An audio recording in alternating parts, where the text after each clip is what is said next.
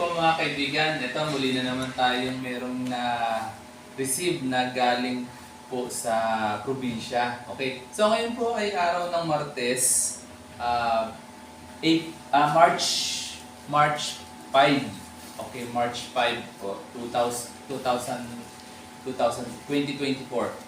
Okay, so ito po, shoutout po kay Boss, kay Boss Nathaniel Loplanco.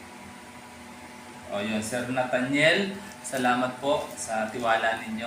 Si Sir Nathaniel po ay from South Cotabato, okay?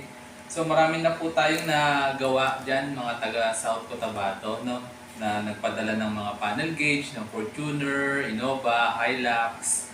So yung iba pa, mga Nissan, mga iba pang brand na sasakyan. Okay.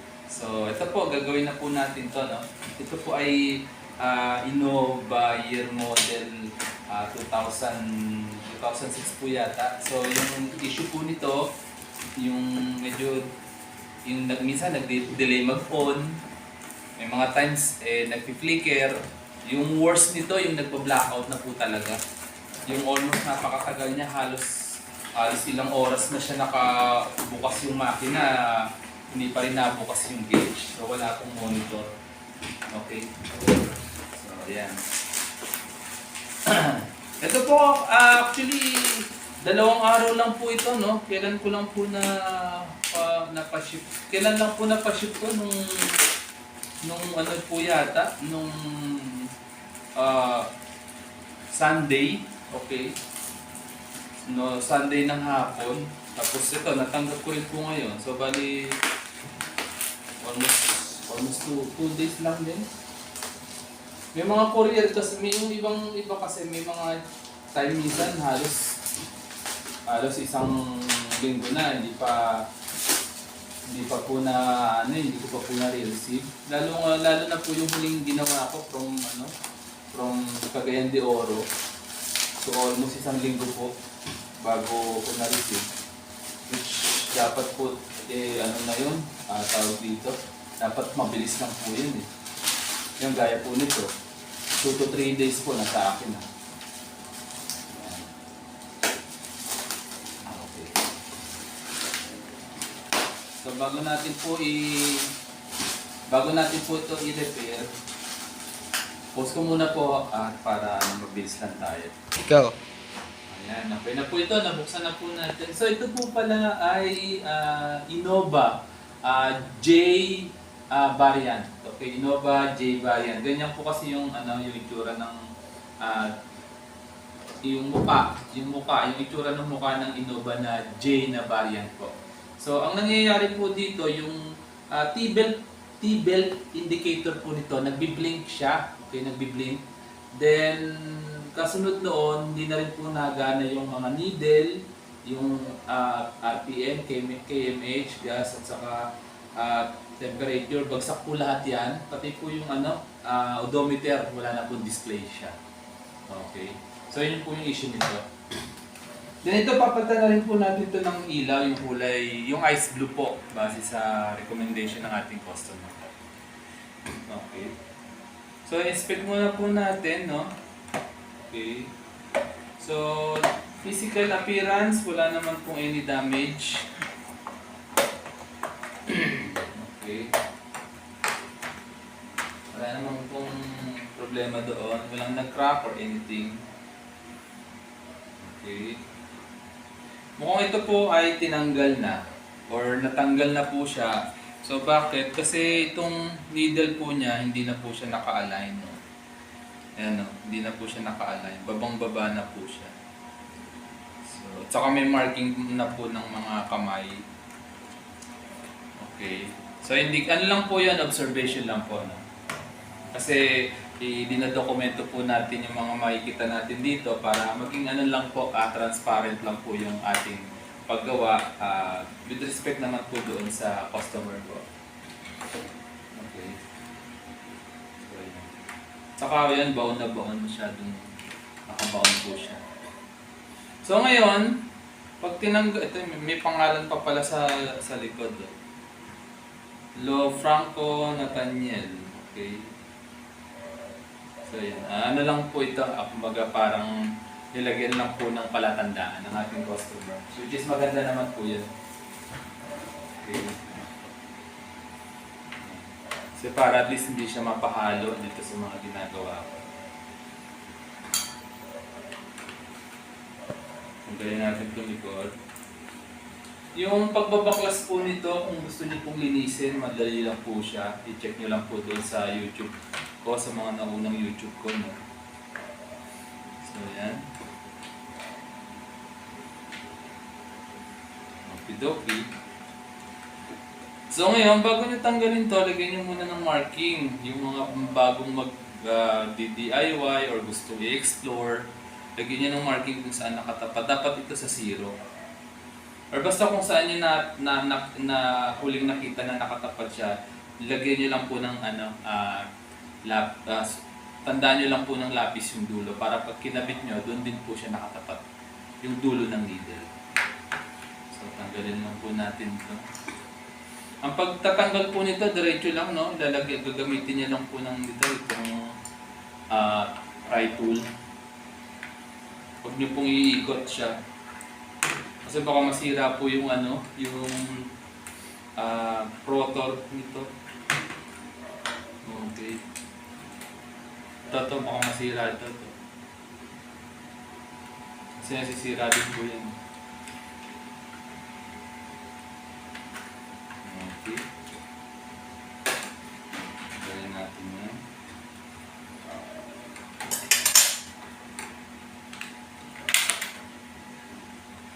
Ingat lang po dito, no? Kasi babasagin to. Kaya medyo pag tinanggal nyo po, ilagay nyo lang po sa maayos na lugar.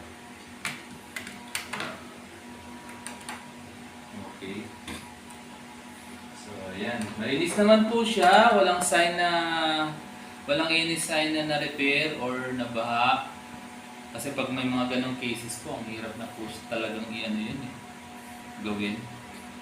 Okay, so i-repair po muna natin to. So balikan ko po kayo after 1 hour.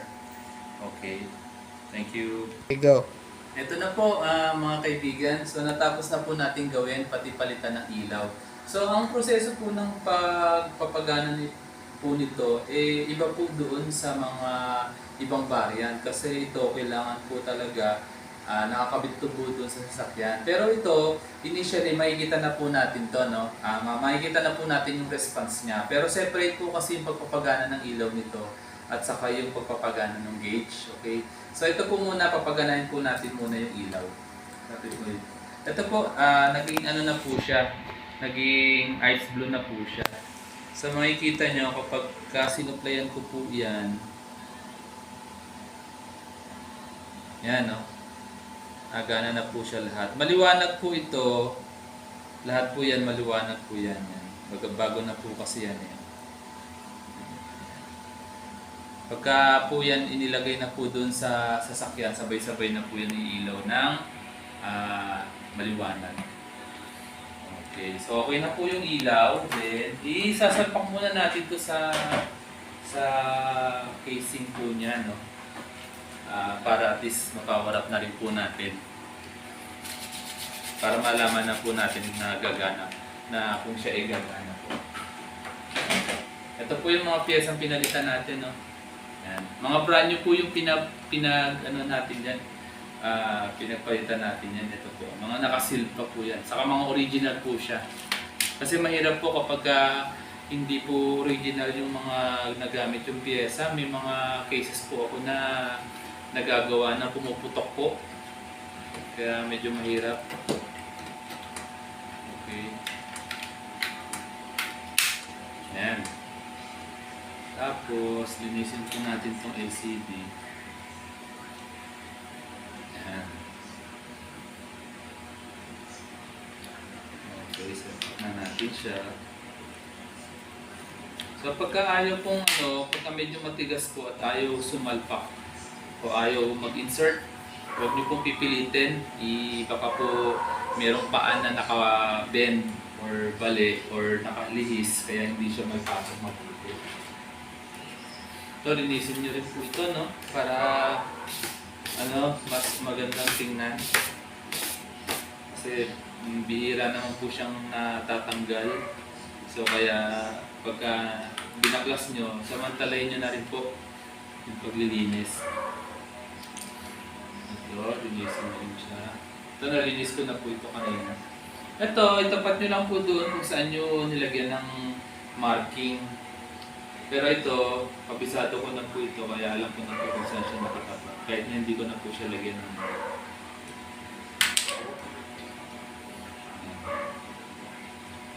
insert lang po natin ito.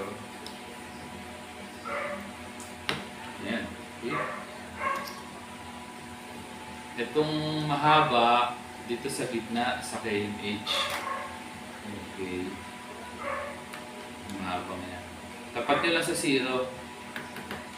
Kasi itong gas, ay itong temperature at saka gas, naka-offset po yun ng kaunti yan. Kaya mahalaga talagang kailangan yung tandaan. Lagyan nyo ng marking. Okay, so ito, lagay nyo lang sa 0 to. Huwag nyo masyadong ikalubog pagka inyong sinasalpak to kasi baka mamaya sobrang lubog niya, hindi siya makaangat. So ngayon, natapos na natin ikabit, iikot po natin siya, no? Para pakiramdaman natin kung may nasayad. Pag may nasayad po, iangat nyo po ulit ng kaunti. Para at least hindi siya mag-stuck up. So wala naman pong nasayad ngayon. Okay. So ngayon, ang gagawin po natin sa kanya, ilalagay po muna natin siya dito sa pinakataas. Ayan. Sa pinakadulo. Sa ito, sa pinakataas dito. So ano purpose po nito? So ang purpose po nito, kapag successful na nagawa yung gauge, magre-response po ito, magka-calibrate po ito, bababa, magka-calibrate into 0. Yan. Ngayon, kapag mayroong problema pa yung gauge, hindi po yan magre-response. Mag-i-stay lang po yan sa taas. Or merong isa dyan na hindi magre-response. So naka-stuck lang siya sa taas, dyan sa setting na yan. Hindi siya magka-calibrate kasi may problema pa po siya. So yun po yung indication natin. Kapag good ng gauge, na-repair ng tama, magka-calibrate yan sa 0. Bababa yan sa 0. Tapos lalabas na po yung odometer dito. Again, yung ilaw po nito, separate po siya kasi ibang variant po ito. So napailaw na po natin, kaya yung ilaw good na po yun. Dito na lang po. Okay, so susupply na po natin siya, no? Tingnan nyo maigi kung bababa. Okay. Aha. Okay, 1, 2. Dapat bumaba po yung mga needle. 3. Yan. Oh, yan. Okay. So bumaba na po siya, no? Yung mga needle, oh. Okay. Yan.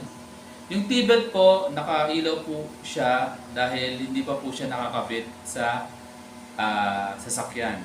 Okay? Pero kung mapapansin po ninyo, nag-calibrate na po siya. Then at the same time, basahin natin yung odometer. No? Yung odometer reading nga ay nasa 206,000.